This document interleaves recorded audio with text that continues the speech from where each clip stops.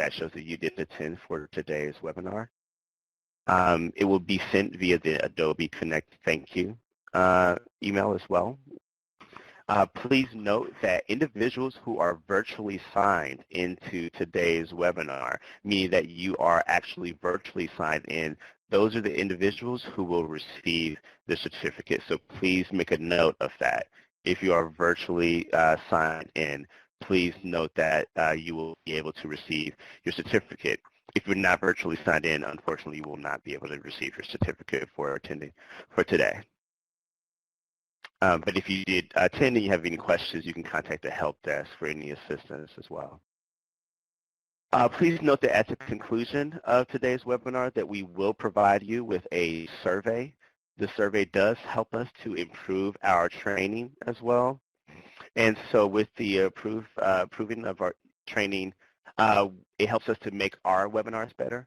So if you do get a survey, in that survey it does indeed allow for you to provide some feedback, then we would greatly appreciate it if you do provide your feedback as well, okay?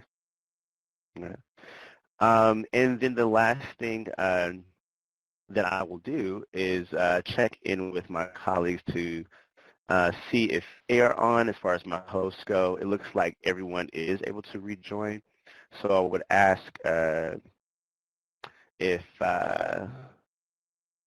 let's see, I think my colleague Adam is actually a host. If Adam could go in and start the recording. Oh, it looks like the recording is started. Great, perfect. And I won't go through my spiel here again, but I will do just a quick introduction since we are recording, just so I can have the title of today's webinar recorded for us. Again, you all are joining us for responding to gangs in schools, creating a collaborative process between schools and law enforcement. And again, this webinar, please be mindful, is indeed brought to you by our partners at the Office of Juvenile Justice and Delinquency Prevention, and also brought to you by the National Gang Center and the Institute for Intergovernmental Research. With that being said, I will turn over today's webinar over to, oh, if I get to the right slide, my apologies, to our moderator, Steffi Rapp, to introduce our presenters today. Steffi, take it away. Thank you. Good afternoon, everybody. My name is Steffi Rapp, as William said, and I'm a program manager at the Office of Juvenile Justice and Delinquency Prevention. Thank you for joining us today to talk about gangs in schools and how to build a strong collaboration between law enforcement and school administrators. I'm happy to introduce our presenters to you. First, you will hear from Nina Harris. Ms. Harris is an Executive Vice President of the Institute for Intergovernmental Research. In this role, she currently supervises the National Gang Center, which is operated for the U.S. Department of Justice, Office of Juvenile Justice and Delinquency Prevention, and the Bureau of Justice Assistance. She is also responsible for the Gang Resistance Education and Training, the GREAT program, National Program Office, for which IIR provides administrative and logistical support. Ms. Harris has been with IIR for almost 5 years and has over 20 years of experience in youth violence prevention, safe schools climate, substance abuse prevention, and criminal gang-related topics. Ms. Harris has a master's degree in sociology. Next, we'll hear from Mr. Oscar Harris, who's from Spokane, Washington, Public Schools Family Support, and he's the Public Schools Family Support and Community Engagement Coordinator. Mr. Harris has a master's degree in social work from Eastern Washington University and his school principal certification from Gonzaga University. Mr. Harris is currently pursuing a doctorate degree in transformational leadership. His research interests include community engagement and advocacy to marginalized families and improving the service delivery efforts of agencies. And finally, we'll hear from Captain William Halvosa, who began his law enforcement career as a patrol officer in 1985 with the Gainesville Police Department. He subsequently rose through the ranks and became a detective.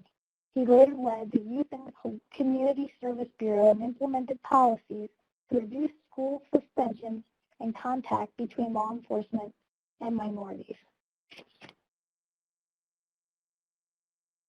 Our webinar objectives for today are to discuss the importance of responding to gangs within a school setting, describe the specific roles of law enforcement and school safety administration in developing a collaborative process around school safety, and to also identify ways to foster and sustain the collaboration between law enforcement and school administration. I'll now turn it over to you, Mina. Thank you. So, thank you everyone for being here and joining this webinar. I hope you get something out of it. I wanted to talk about our Gangs in Schools Guide, which we released this year. And the Gangs in School Guide was designed to provide collaborative techniques to identify, to assess, and address gang activities in school. It provides guidance on how to create that collaborative approach in which schools and law enforcement can work together. It provides suggestions for the role of law enforcement and for the role of school administrators. The guide also provides considerations for prevention, intervention, and suppression-focused strategies within a school setting. For this webinar, because that's a lot, for this webinar we're going to focus on the collaborative process in which comprehensive strategies can be developed for individual schools.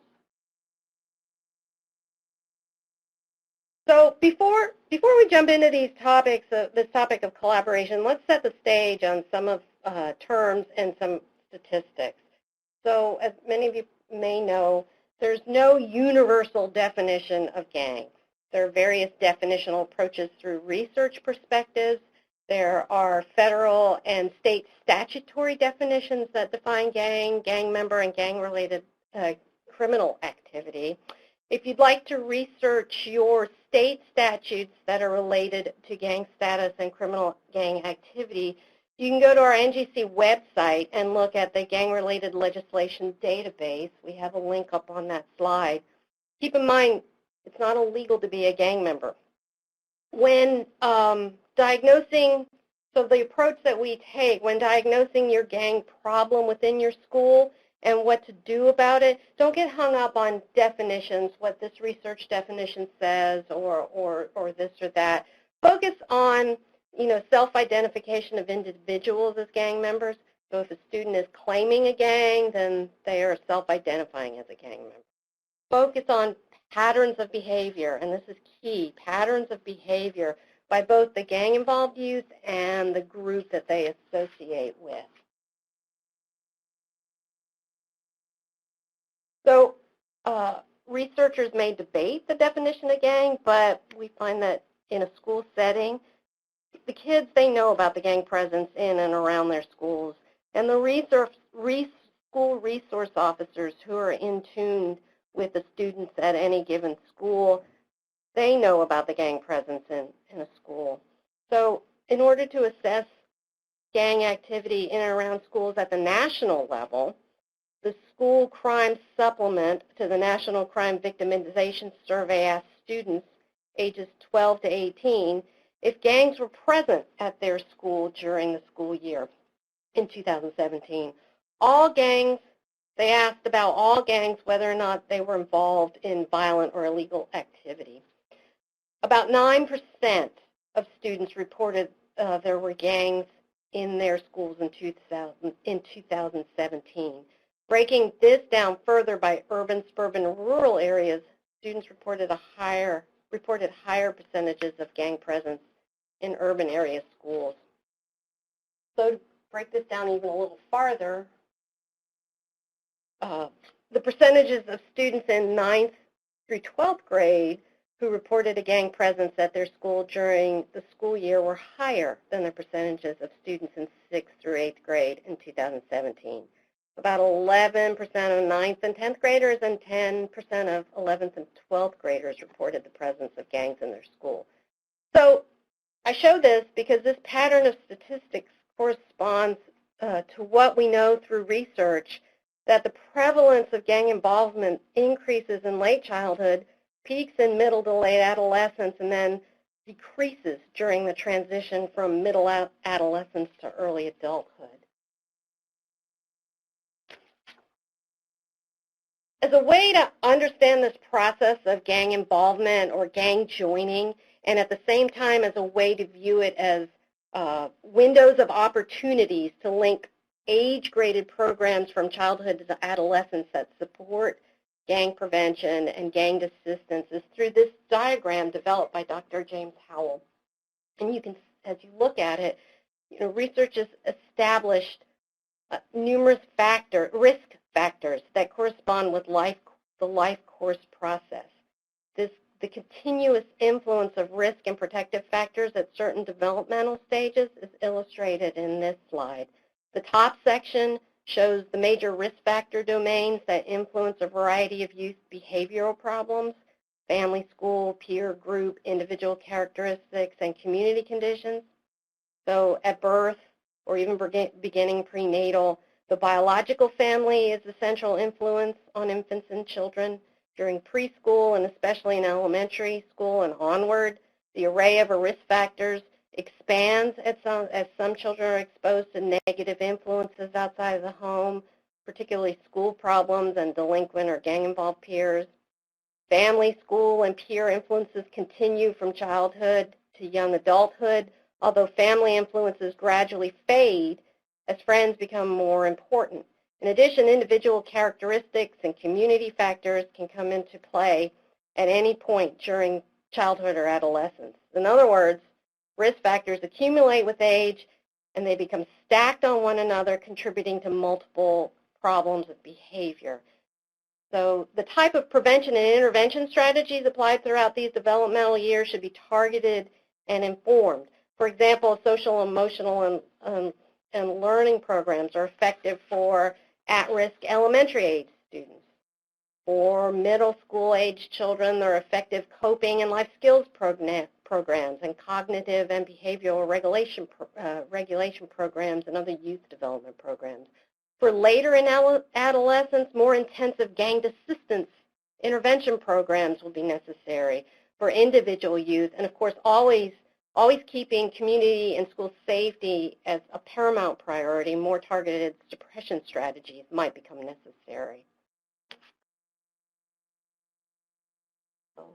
So, how does all this affect the school environment and school safety?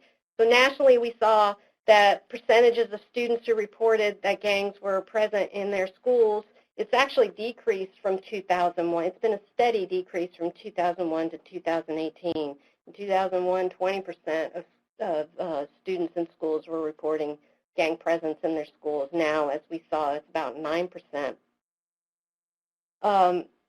This is a good trend. However, where there is a presence in schools, a gang presence in schools, it can potentially create real unsafe and negative school environments. We're talking about disruption in the classrooms. We're talking about fear and intimidation in the hallways, cafeterias, and other places where where students congregate. It affects school climate as well as individual educational outcomes, not only for those gang-involved students, but also for the students who've been victimized by gang-related activities or other gang-involved students. So it can't be ignored, or it'll grow. The problem will grow. So how do you change that? So how do you address it, right? So the Gangs in School Guide provides some best practice suggestions, some sound practice suggestions to address all these implications in the short and long term at both the individual student level and at the overall school climate level. Administrators working with law enforcement should focus on addressing gang activity at their school head on. Develop practices to build resiliency within the school environment that mitigate risk, which foster gang activity, and provide supports to those who are both susceptible to gang joining and susceptible to gang victimization. The ultimate goal is to ensure school and community safety and to provide supports for those youth, for all students, to promote successful outcomes both educationally and throughout their life course.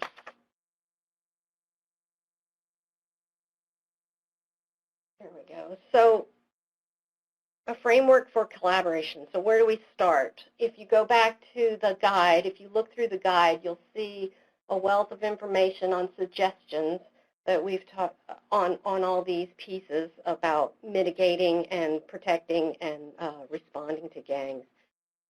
It's very important. Awareness, understanding, and documentation of the gang issue in your school is the first step. You've got to know how to identify the gang-involved students in your school, but you must do it in a way that establishes an accurate picture of the level of disruption and the threat to school safety posed by gang activity, and at the same time, that a way that protects individual students from unsubstantiated labels.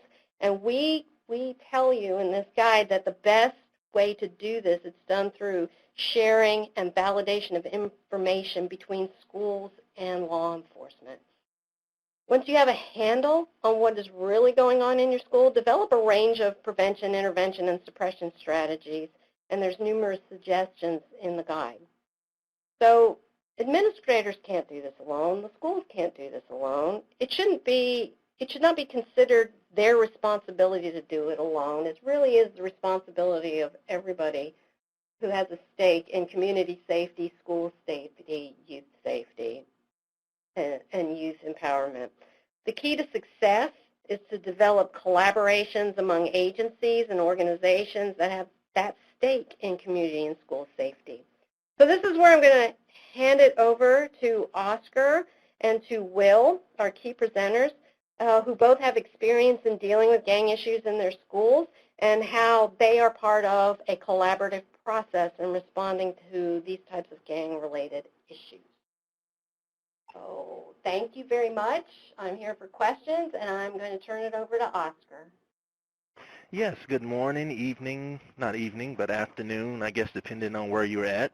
First of all, I would like to say, Bina, thank you very much for giving a comprehensive overview in terms of when we're looking to try to provide intervention, prevention, and suppression, possibly services, to kind of deal with, I guess, the gang issue, as we may call it. So uniquely for my portion of the presentation, I would really like to try to give an overview and maybe go into a little bit of detail in terms of what happens within the school setting and various things of which administrators may have to deal with in terms of on a day-to-day basis as they're trying to serve oftentimes large groups of students. And uniquely before doing that, I'd first like to say that, my background is primarily in building, partnership, relationship, cross-community collaboration to sum it up.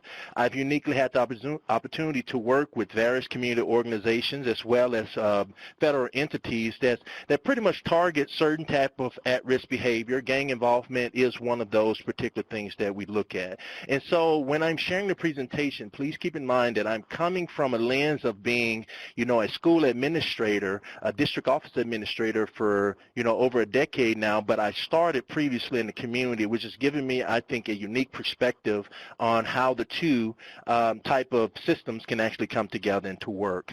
So to kind of start, something in particular I would like to do and kind of really surface so we'll have an understanding of the certain nuances that may be associated with talking about gang prevention as it relates or intervention as it relates to being schools, is that within schools, depending on your level, there's different roles that administrators may play, to be able to initiate to those developmental appropriate responses to discipline. Because ultimately, when you begin to start looking at gang involvement or gang behavior to a great degree, you're talking about individuals who are going to address it will be individuals of which are going to be in student services within a school building. So I wanted to kind of look at that, and uniquely something I can tell you that as we've been looking at the shift that's been happening even in our region around how we're supporting families, how we're supporting, I'll say, victims of gang violence as well as what we call perpetrators of gang violence.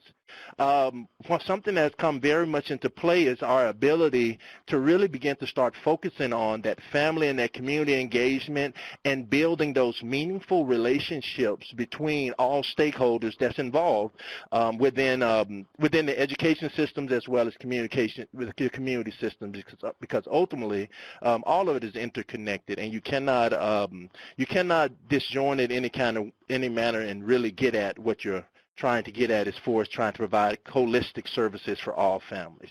So to kind of start, at the high school level to kind of, as from what I've seen as it relates to the administrator's role, that's in student services, they're handling discipline that is ranging from, it can be at a level of plagiarism, but to a great degree it goes all the way to the place to where what kind of violence is happening in the school that's making it unsafe for school staff as well as other students. And so their interaction with families, they have interaction with families, but one thing you will notice, and many people will be able to echo, the farther you go along or children go along in the education system, the less the parents are involved.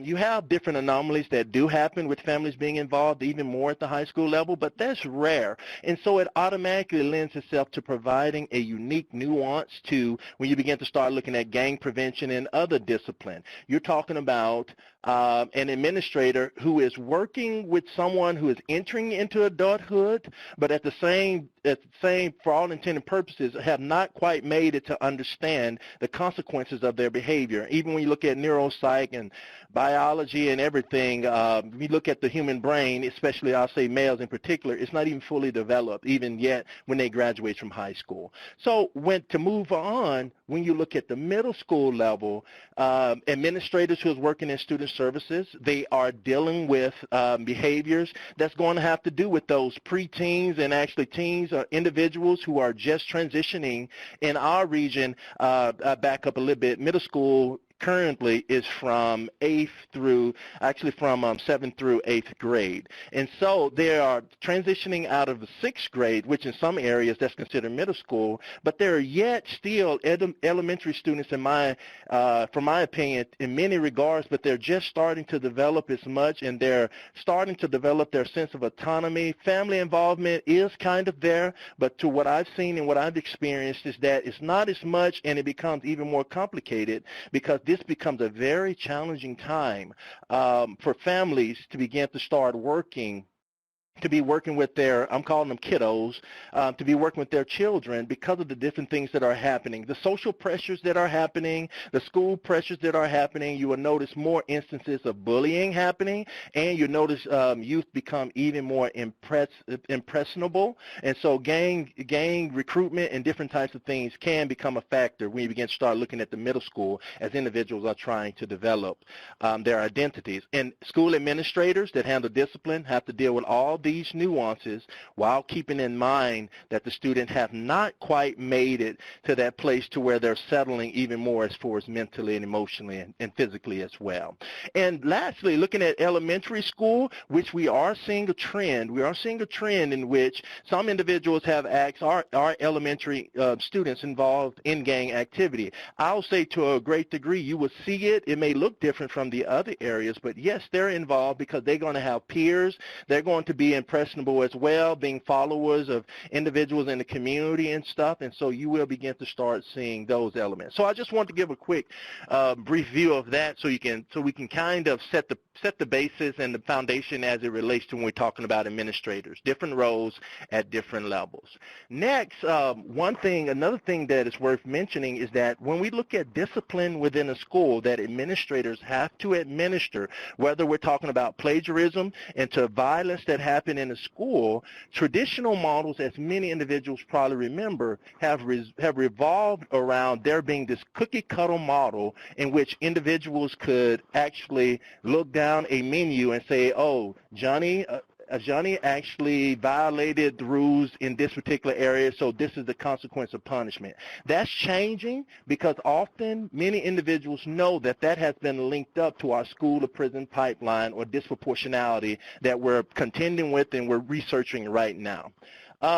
Youth uniquely, while we're looking at traditional models, something that comes into play, administrators are being faced with how do I support youth while thinking outside of the box, while trying to implement something Mina mentioned earlier as it relates to the social emotional learning, which under that heading would be your restorative practices, which lend themselves to helping you to really restore relationships, which which I have to argue, relationships are key whenever you're going to look at any type of intervention or any type of thing when you're trying to build upon having solid collaborations between schools, families, and the community. And so when we look at current discipline models, they pretty much are starting to, within our region, they are starting to really have elements of restorative practices to where we're, instead of saying let's remove individuals from the environment being the main premise of discipline, is getting to the place to where how do we bring a higher level of accountability and individuals to understand the type of harm that they've done, no matter what the gambit is as far as the behaviors. How do we repair the harm? Whether is it violence against a person or is it plagiarism? How do we do it? Which makes things very complex as it relates to addressing discipline, especially when you begin to start thinking about when it comes to gang-type behavior potentially. I want to say potentially because it's often, as Mina said, you can often misdiagnose whether or not someone's involved in a gang, around the gang, and all of that, but that we're not getting into that. That will probably come later. So uniquely, there's a complexity that has arose for school administrators, and I want to add to that complexity by saying that uniquely, when you build relationships even more with law enforcement agencies, something that comes into play is that you're now, as even part of the framework, the safer framework, you're now going to be in a place to where, as an administrator, you're going to have access to intel.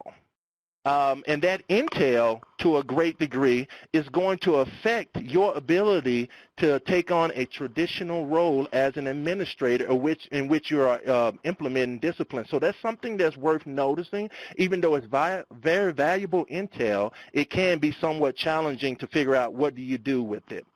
And so that's also linked up with my next book, Responses to Incidents, how they impact the community. The notion or the idea that we can pay attention to what's happening just within schools without paying attention to what's happening in the community is becoming so archaic right now, to where we literally have to shift our paradigm to really get back to, different proverbs that it takes a village to raise a child, all those types of things, because in essence it really does. So next, what I wanted to do is kind of begin to start talking about, in lieu of all the challenges that has arose for school administrators, how do you yet build or create a supportive school climate, which, if you look at research, the school climate can dictate test scores, it can dictate academic achievement, it can dictate behaviors, it can dictate whether or not everybody feels safe in school, including staff members.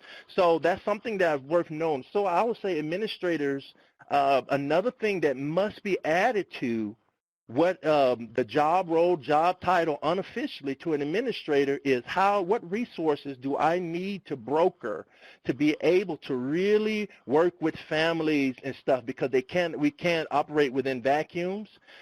Because often what ends up happening is when we come down to certain levels of behavior, law enforcement would be involved anyway. And something worth noticing is that even though there are similarities between law enforcement and school agency, there are also differences. But I recommend that when you're looking to build collaborations, begin to start trying to explore what is going to be those areas to where that both parties or both organizations or systems are really targeting, because that's where it's going to be an area to where it's going to be easier to build the collaboration. And part of what that's going to be is providing safety. So most of the relationship that I would say from my perspective that we have with law enforcement is around that. How do we keep individuals safe? With that being said, there's something that must happen, and I'll say it's foundational before you look to try to build relationships with organizations and entities, and that is taking time to try to understand the culture, the policies, and the practices of each organization, because if you don't know those particular elements, conflicts, you will not be able to get past the conflictual stages when you begin to start talking about group dynamics and relationship building.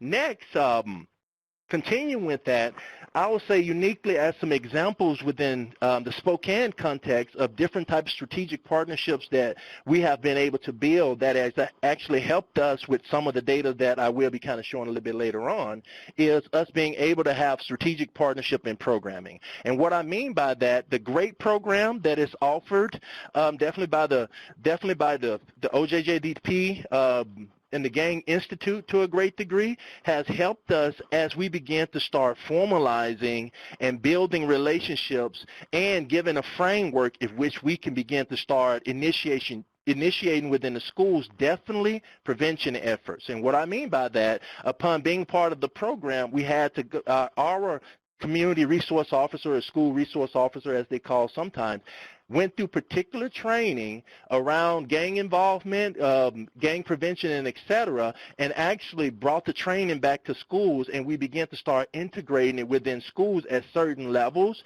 to where, and we ultimately began to start seeing a turnaround as it related to students' involvement, behavior changes, as well as ultimately we began to start seeing different things shift as far as the mindset of our students. We have an anti-gang steering committee, which is made up of various community organizations, including the schools, local law enforcement agencies, local faith-based community, as well as different service providers who end up providing insight to what's happening with their clientele, as well as it gives the opportunity for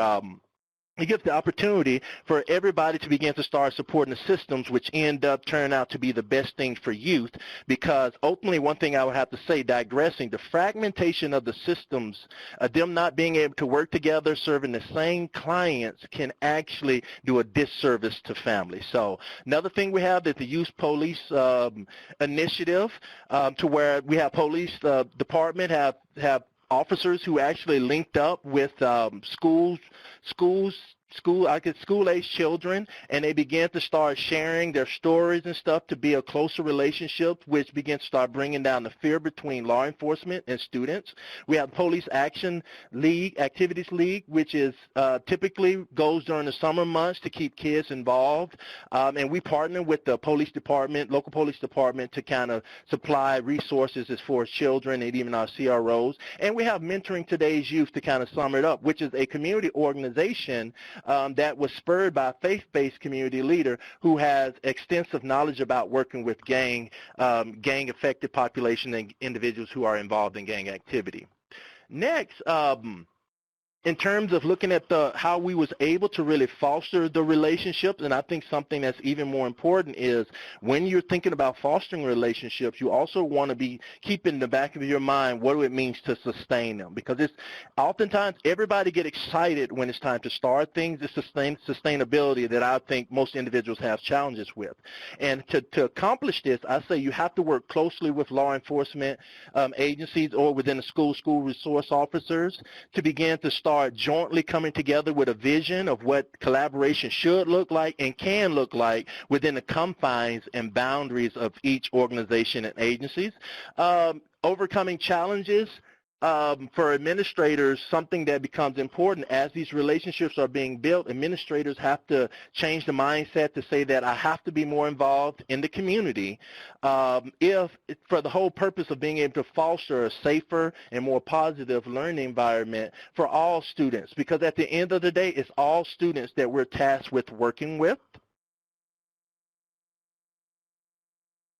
So uniquely, when I'm talking about formalizing and sustaining collaborations and partnerships, something that becomes actually of great value is to pay attention to the formal ones as well as the informal ones. Informal partnerships is that meeting up for coffee, you knowing someone maybe personally who may work across systems in the school or police department, but to a great degree, there is no outline or no blueprint that's going to pretty much guide you during some of the tough times. So we're looking at memorandum of understanding and data sharing agreement, which can be necessary in the event when you're talking about working together to help individuals to understand what's happening within your system. And for school system, we're governed by FERPA, and so we have to be careful in terms of information we share, but when there's memorandum of understanding, data sharing agreements, and different type of consent forms have been signed, you can get around those different types of things to better serve families. Another thing is who you're establishing these agreements with, oftentimes it's going to be key stakeholders who you're going to be working with even more consistently, who there's a possibility of some type of litigation following some of your actions. Truthfully, that's something, because the ultimate purpose is to be able to give you more access to information to help you make better decisions to become ultimately even more efficient, if that makes sense. The process, as I know it within our system, is that we have individuals within the school district who works on MOUs as well as other contracts, and within governmental organization they typically have them, and you end up connecting your attorneys and et cetera, and they write out a plan to outline specifically what you're looking to actually do. So uniquely, I shared earlier that we would share some of the data.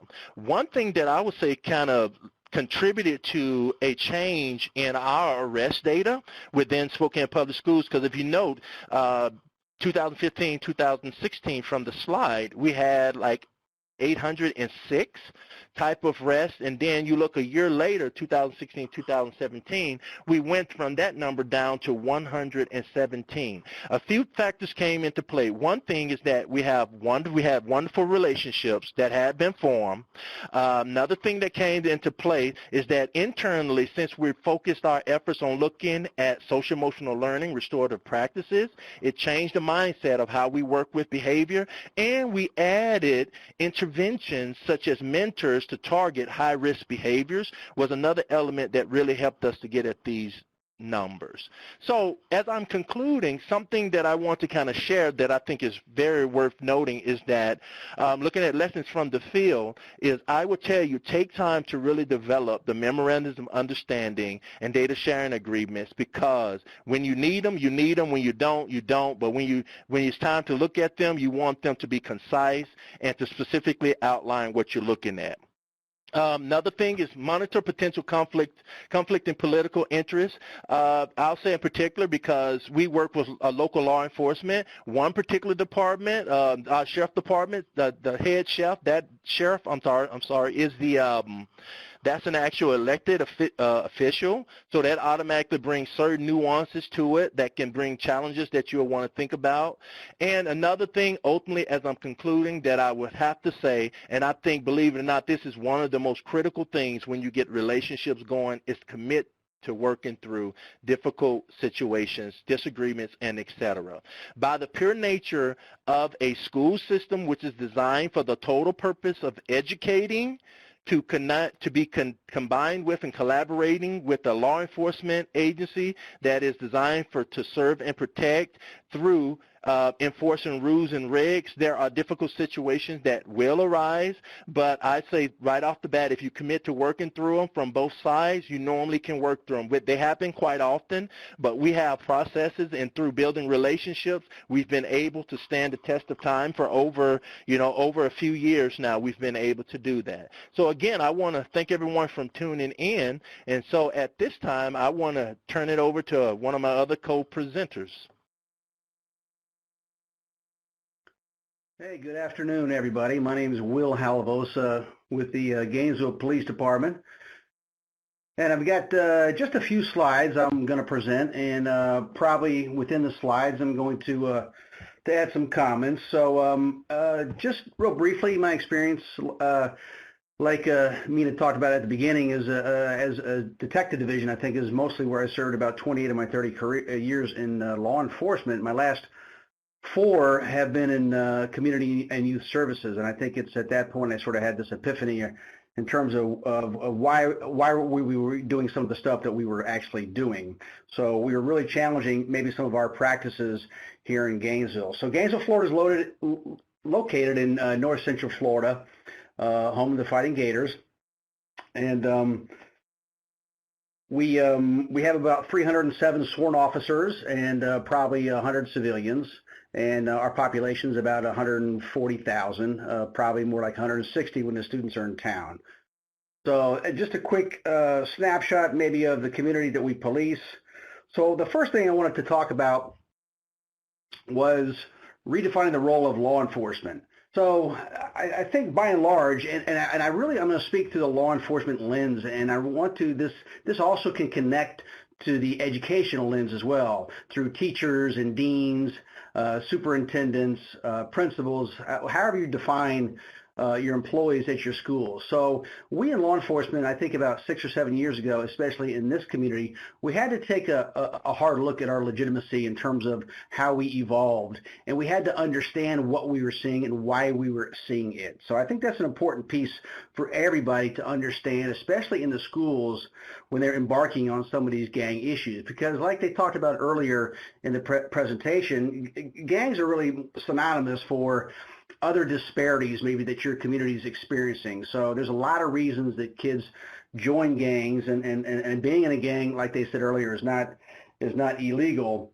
And quite frankly, I haven't found any real gang training that applies to everybody. I think all of our communities, we have different needs, different issues, different histories, different cultures, and consequently, you have to see what fits best in your community and what works the best. And there is no one solution or one size fits all for any of these issues. So I'm only sharing some of the stuff that we've been involved in here in Gainesville that we feel as though has been effective. And if some of this works for you, great. And I'd be happy to share more of this information at a later time. So again, one of the things I believe in is I think that teachers especially need to understand what they're seeing and why they're seeing it in terms of some of the neighborhoods that these kids are coming out of and showing up in their school, and maybe some of the trauma or the neglect that they're experiencing in their families or in their homes, in their neighborhoods.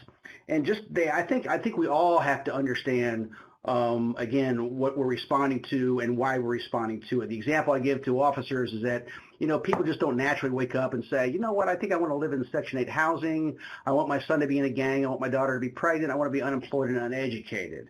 And that's just not naturally how people, but that's sort of the environment that these kids are going back to or showing up every single day. And so consequently in our schools, we're actually seeing the outcome of all that other trauma and adverse childhood experiences that's going on those individuals while they're at home and in their communities and in their families. So I think it's really important to understand, again, the history of your community and what you've inherited.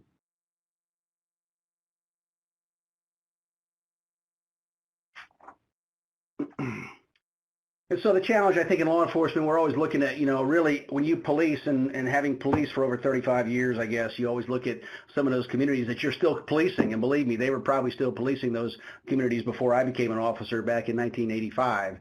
I will also tell you that I think schools have a lot of the same issues, in terms of how productive those schools are, in terms of however you're gauging your success in your communities and your schools. I know, tracking your instance in your schools is one way to look at, success or failure, but you're also looking at testing these kids to see how they're achieving academically. So that's another measurement that we in law enforcement don't use, but it's important for the schools. And how can we in law enforcement contribute to the success of your schools? And that's the part I hope to share with you today. So again, I mentioned understanding your community, the origin, the gangs in your community.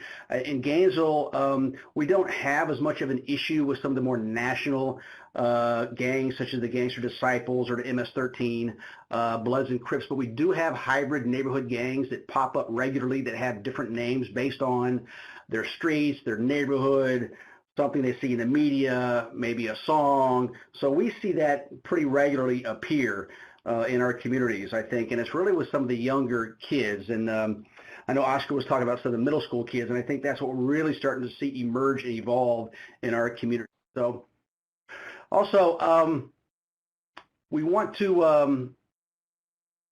one of the strategies to keep kids in school, and I think that was something that we've experienced over the last 5 or 10 years, and I think we're just slow to respond because obviously in law enforcement, as quickly as we were to arrest somebody in somebody's home or to arrest a child in a school because he or she wouldn't put their phone away, I think we realized that it's not our job really to play that role. Because when we show up at somebody's home and their child won't go to school or they're having an issue with their child, I think, our response, especially in the state of Florida, has always quickly reduced to, arresting the child. And so we're starting to back away from that sort of response. And I think the schools are as well, because the idea really is to keep kids in school.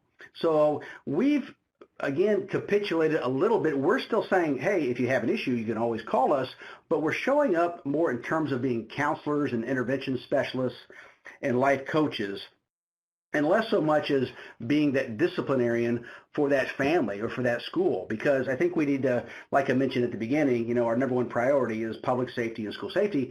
But again, what is our role when we respond to some of this behavior that we're seeing in these schools? So obviously, if you don't already have an in-school suspension program, that's one thing that we worked on over the last 3 years. We created an in-school suspension.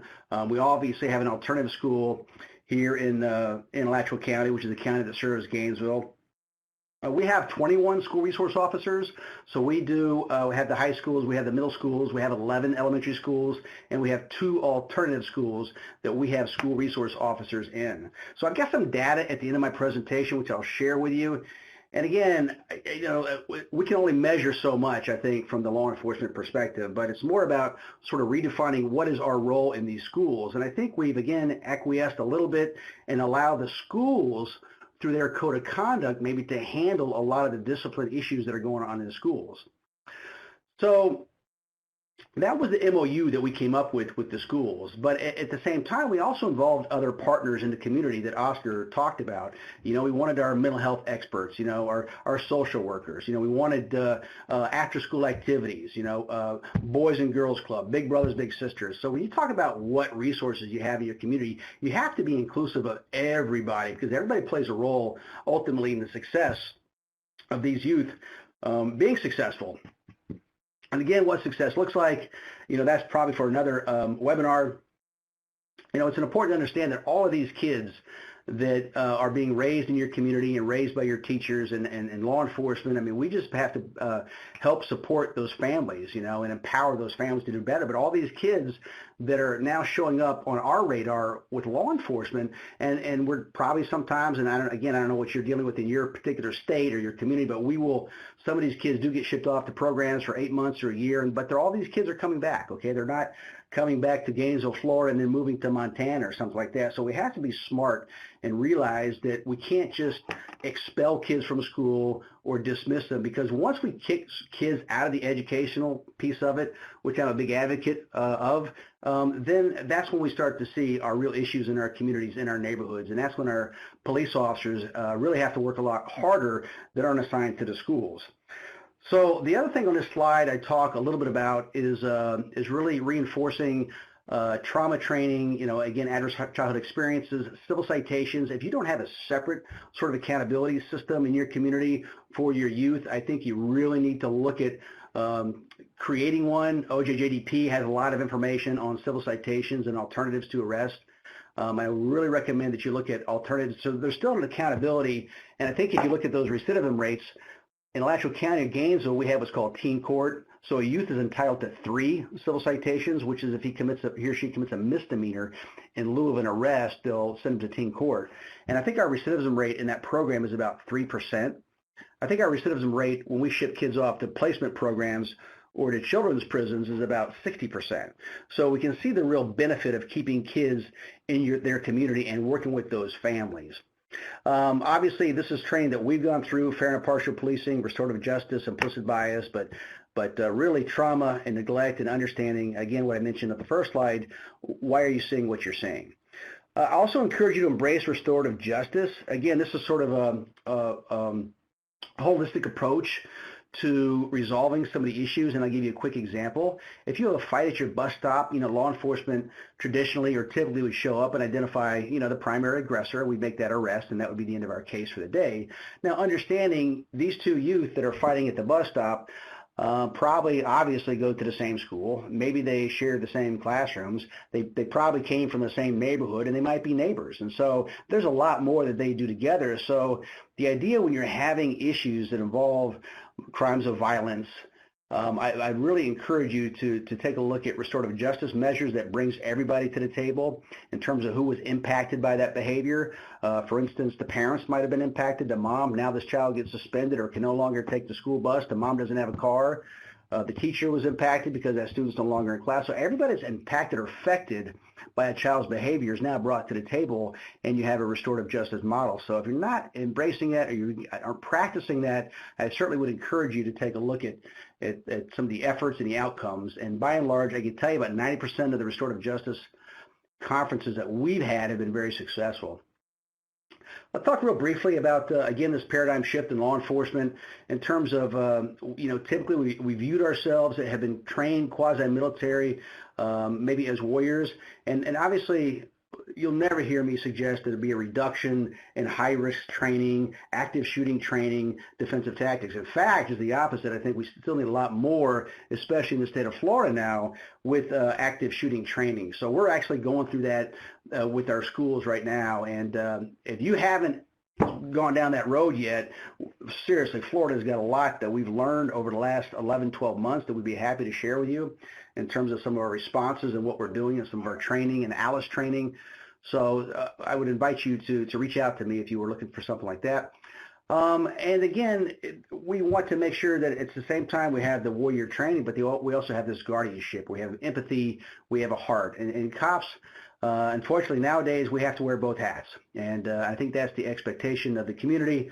I know the community expects us to solve all these crimes, but they measure us really in terms of playing basketball with children. So that's his reality in law enforcement. That's sort of a shift in how we're responding and the expectations of the community and how we respond. One of the things, I'll talk briefly, a couple of the programs that we run here, we do what's called a police youth dialogue.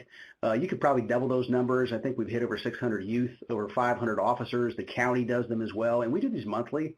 So we bring in 10 to 12 at-risk youth. So it could be kids that are on probation. It could be youth that have been referred to you through the schools, to the officers in your community. A number of ways you can refer youth. And then we have 10 to 12, which I like to call at-risk cops, because everybody comes into this training thinking the training's for the other person, when in fact it's for everybody, really just to break down some barriers and stereotypes. And we as officers know that people's perceptions are our realities, and so there's preconceived notions. Whatever happens in, and I use Oscar in Spokane, now affects what happens in Gainesville. Now, that wasn't the case 10 years ago or 12 or 15 years ago, but that's the case now. So we just have to be aware and understand why some of the kids feel about us the way we feel. But it's just impressive to have these dialogues. They're about 5 hour. We come away with a lot of, mea culpas and exchanging phone numbers and good relationship building. And it's not the answer. It's not the panacea. It's just something that we felt, our chief felt about 6 or 7 years ago, that we just we didn't understand some of the youth that we were responding to, and the youth didn't understand us as well. So that's why we've engaged. We still engage. And again, it's about making deposits in your community. But you can do entire classrooms. And we've also done dialogues with teachers and students, which have been fantastic, and we've done parents and students, which have been fantastic. So it's a good model that we've used, that we keep using all the time.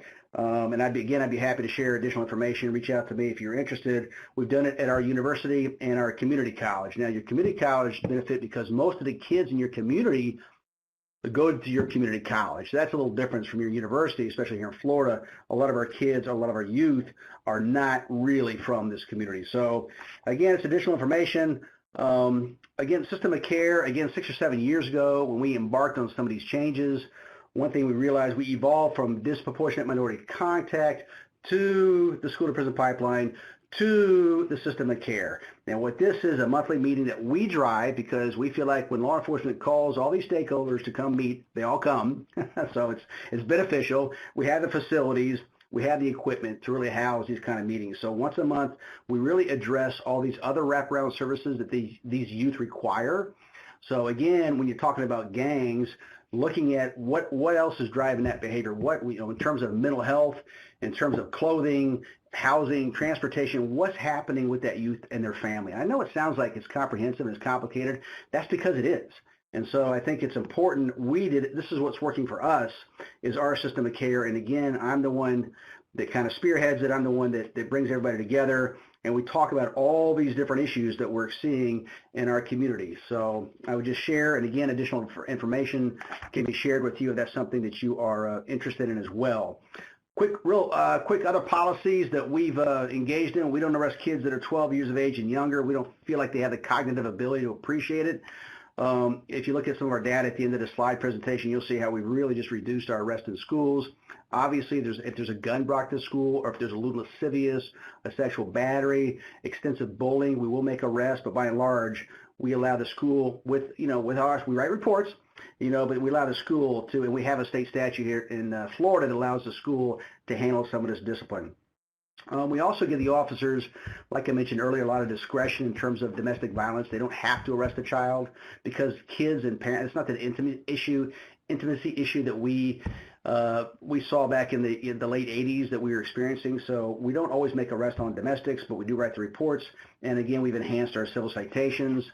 And if there was a suggestion or recommendation, and however you decided to work on this, I applaud you. The 0 to 5 age is, to me, putting more funding into prevention and getting them ready for school. So a lot of our kids that actually we find that join gangs, by the third grade, they're not reading, and they just feel like they're lost in school, and they have anger issues, and they don't want to participate in school anymore. So our goal is to keep them in school. The one program we've been running for the last 5 years is called a HERO program. So we take a particular gang, a group of kids out there every summer, and we do a variety of activities with those youth. We take them to the Mayport Naval Academy. First of all, we pick them up every single morning. And so we keep them with us in law enforcement. We do about 30 different events. We have a basketball team, and we try to just, if you look at the comprehensive gang model, they really have a good, Fort Pierce, Florida is really doing a real good job of just getting involved and being mentor and life coaches. And we're not trying to cultivate sources so that people tell you stuff, but naturally you will develop those relationships with your kids in your community where they will start to trust you. So it's just a natural, organic sort of relationship. And we just finished ours last week for this summer. It was hugely successful. None of the kids got arrested, and we saw a reduction in arrests this year by 63%. The next slide I've got, again, is what we started to do when we embarked on this 7 years ago. We used to arrest kids that were on probation in school. So if they got suspended, one of the conditions of them staying in school was that their probation was that they stay in school. So once they got suspended, we would take them out to the local, county clinker.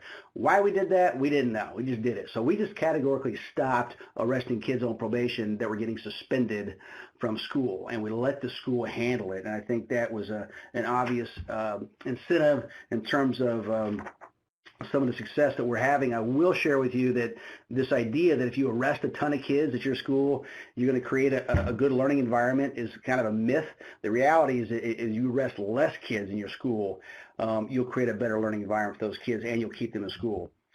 So again, the last slide I got a lot of data slides. I just put up a couple here, was our response to kids in school. Again, all of our schools, we're an ACE district now. We've all gone up over the last 3 or 4 years alphabetically, and that's how their schools are graded in Florida. But last year we had to make 8 arrests. The year before we made 3, and so you've seen that reduction in terms of how we respond to some of the kids in the school. But we're having, again, a lot of success with these kids in that response. So I know I've covered a lot, but if there's any additional information that you'd like in terms of our school resource officers and how we deal with gangs in our schools, I'd be happy to share what I've learned, what we've learned, what's been successful here, and to see if we couldn't modify it to work for your communities. And I would make myself available to any of the questions that we have. But I want to thank you for letting me speak to you. Wow, that was a great presentation from everybody. Thank you all so much. I really appreciate it. I wanted to give you all a chance to ask any questions that you may have, and I see that there are some questions already in the box, so we'll get started with that. The first question is, are there any programs that any of the presenters find that work best in reducing gang activity? William, would you like Who to would start? like to answer that? Sure, this is Will. Yeah, so the best program that we came up with is the HERO. We've done a great training here in our schools, and that was more of a data collecting, because the community is always asking you for, well, how many gangs do you have, or how many gang members do you have? And it's like, well, let me look at my sign-up sheet here. It's not that easy. It's kind of a unicorn, try to collect that sort of data. But the great program really helped us identify, a lot of what's going on in these schools. But the program that we really embrace and love is just that, from law enforcement, we all has ComStats or data track, and you've identified all these kids that are doing this stuff. Go to their homes, find out what's going on with them, what needs they have, what needs the family has. So I think, not putting them in this category that you're afraid of them just because allegedly they're in a gang. So my HEROES program, I'd probably suggest has been the most beneficial. Okay. And I would say one thing in particular, I would say one thing in particular that I found of great value was definitely with the GREAT program. In addition to that, pairing it with other type of things, like Will said, even his Heroes program. But another one that I looked at in particular, which is similar, would be some form of mentor programs, which is in your community. I know that they have Big Brothers, Big Sisters. They have various other ones. I don't know what the waiting lists are, but I would target one specifically that has an emphasis on working with the profile of students that you're talking about right now.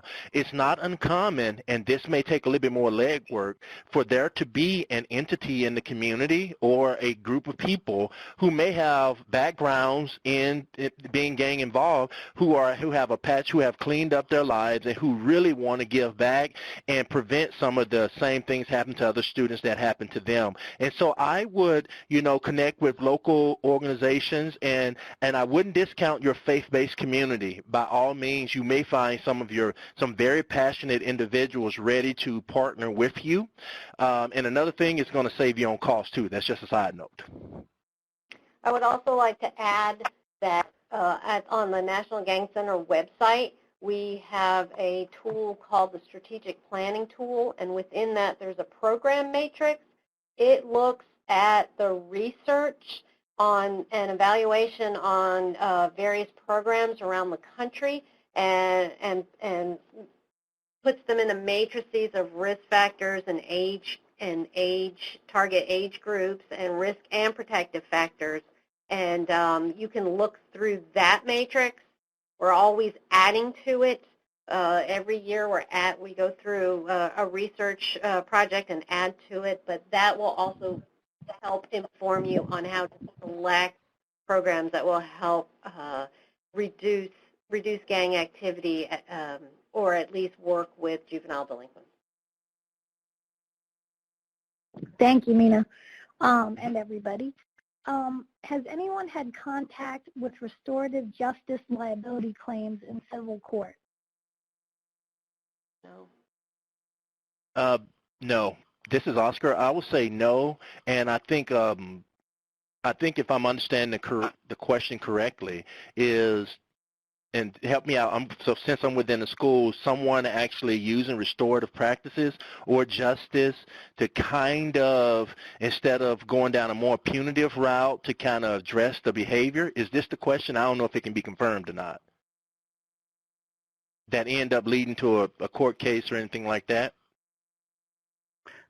Hey, this is Will. So you can have referrals from the state attorney or district attorney for a restorative justice. So you can have those kind of referrals where somebody's already been arrested, or you can resolve it, like I said, where you come up with agreements before anybody gets arrested, and if the victim is satisfied with the restorative justice outcome, then you don't have to file that case. So there's a number of ways that you can approach that, and I guess that was the question. Okay.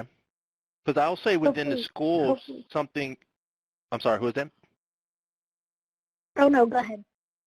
No, I'll say within the schools, uniquely, when we begin to start looking at restorative justice or restorative practices, we're oftentimes using it. That's like our main philosophy or paradigm shift that we have, but it in no means that for more egregious behaviors, like, as Will said, a gun being brought to school, some type of other forms of violence, that we do not bring forth a type of consequence that we need to pure law or stuff. So I just want to make sure I put that out there. We just make sure restorative practices or justice is a part of that process. Yeah, and Oscar, if I could add to that too, if you think about the trauma that's created in a school environment when a gun comes to school, every parent there is traumatized, every child that goes to that, every teacher. I mean, it's very emotional. So obviously, when you make that arrest, a few months down the road, if they decided to have a sit down with that young man or young lady about then you can have that, and you can have restorative outcomes. But that's not going to be what really dictates the outcome of that case at the state attorney's office. But it's beneficial. Thanks, you guys. The next question says, what strategies do prevention and intervention programs use to overcome the voluntary aspects of families and youth being actively involved? Like, how do you engage family and youth into these prevention and intervention programs? There's no easy solution.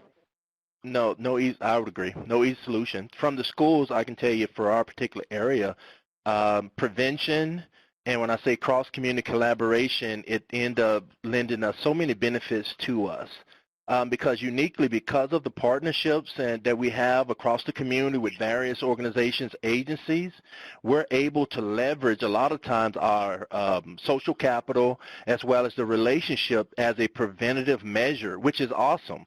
Like when we run into, as an example, like say if we have a particular kiddo middle school who is talking about, who's starting to display certain type of characteristics, hanging out in certain areas that start to make us feel concerned, because of the cross-community collaboration, there are multiple people who are standing by, who are waiting for a phone call, and often it's not uncommon for when one individual, if like someone calls and say, hey, Johnny is doing such and such, someone within the network is going to know probably someone connected to Johnny's family. So we can provide prevention and actually get involved with intervention sometimes in a very expedient manner. So.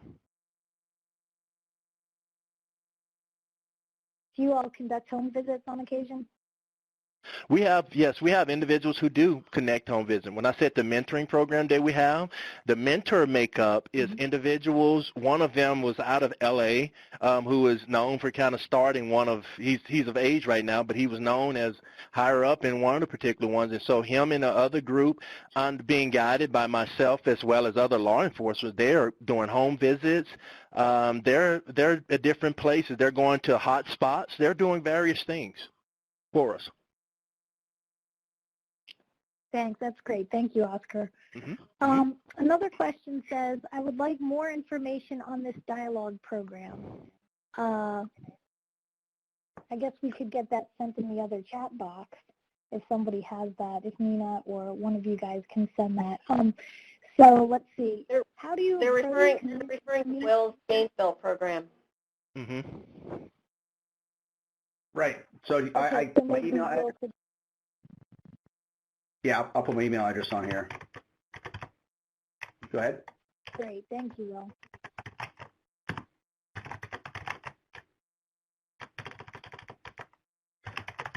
And there was also a question there earlier about post-traumatic stress regarding MS-13. I saw that earlier. I don't see it anymore. But, we don't have much experience here in Gainesville. I can tell you that my wife is from El Salvador, so I'm very familiar with the family dynamic in Fort Lauderdale and how strong those families and those relationships are.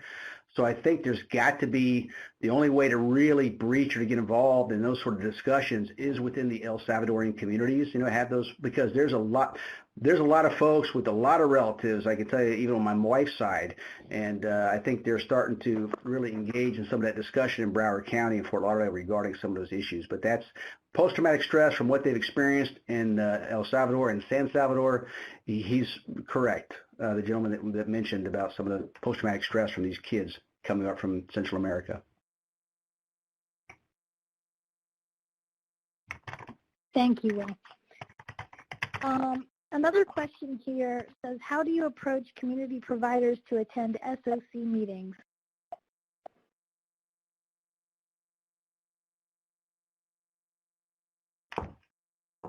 Well, that starts at the top. If you're not engaged, if your chief or your board of directors or somebody's not engaged or wants to approach stuff, someone's got to figure it out in your community, you're wasting your time with that person, I think, for the most part. But I know that doesn't answer the question. But you really got to go to the top, because if your top administrators aren't buying into somebody's efforts, at least, you might be spinning your wheel. So I don't know exactly what discipline is not showing up or for what reason, but our community, probably like a lot of communities on this phone call, are based on, what Oscar talked about earlier, relationships. And I think that's how we get folks to the table. And also, add to what Will said, understanding the culture. Taking time to really understand the culture of the community provider, the organization, can really help with what's going on, because I'm not saying that sometimes individuals intentionally miss meetings, but if you are an individual, an administrator, a head leading an organization, you're being invited to a lot of different types of meetings in the community. And if it just so happens there's not a connection, as Will said, in relationship, as well as it's not a full understanding, sometimes you can be prioritized as being a little lower than what you should be, if that makes sense. Thank you. Mm-hmm. And this last question says, do you know of any grants in the state of Georgia for these programs or anything for kids? I can say that you can check the federal website for federal grants, ojjdp.gov. You can check our funding opportunities for gang prevention, intervention, suppression grants. I'll throw it out there to you all. Do you know of any other grants in the state of Georgia? No, we are not aware of other grants in the state of Georgia, but I do know that gang prevention, gang intervention, and gang suppression is a very high priority in Georgia, and so I'm sure that there are developing resources there.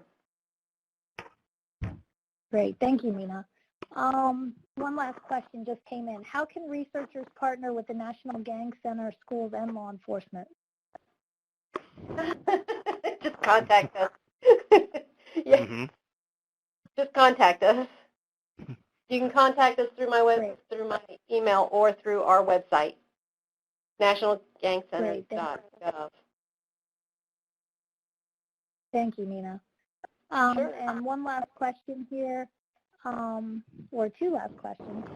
Is there information in the guide that can assist with developing an MOU for school administration and local law enforcement to work with advocates for mentors with a past criminal history who would like to work with youth in the community and schools?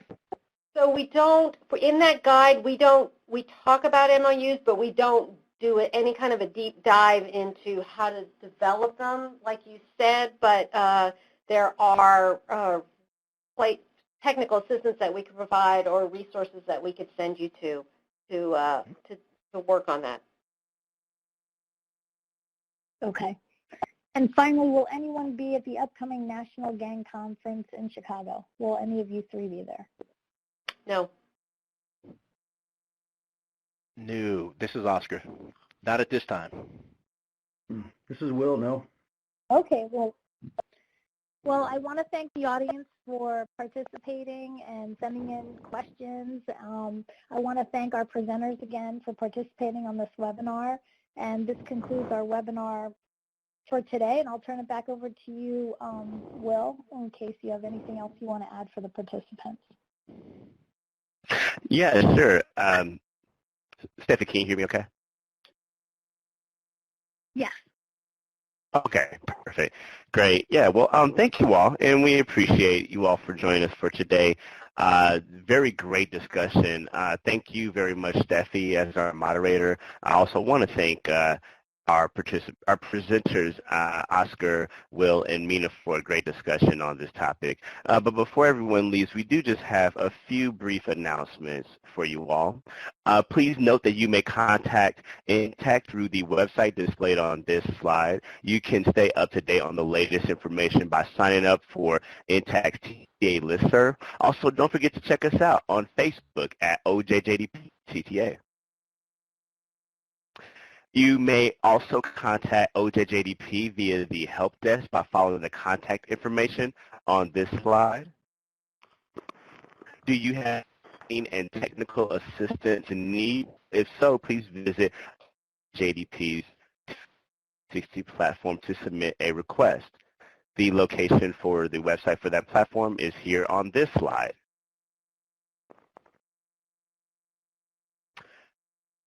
As a reminder to our audience, the webinar recording will be posted on OJJDP's Intact YouTube channel. Contact the OJJDP TTA Help Desk for the transcript and supporting materials. Also, for others, in the very beginning, we did have some tech difficulties. So for folks who didn't get a chance to enter in or type in the number of additional people that is with them in the room today, you can do so at this time as well. So if you missed out and didn't get a chance to type in a total number of additional people that you have in the room with you today, you could do that at this time as well. If everyone could, please take a moment to review the disclaimer here. And lastly, we would appreciate if you could take about 5 minutes to complete the feedback survey. Again, thank you all for joining us today. Everyone, have a great afternoon. Goodbye.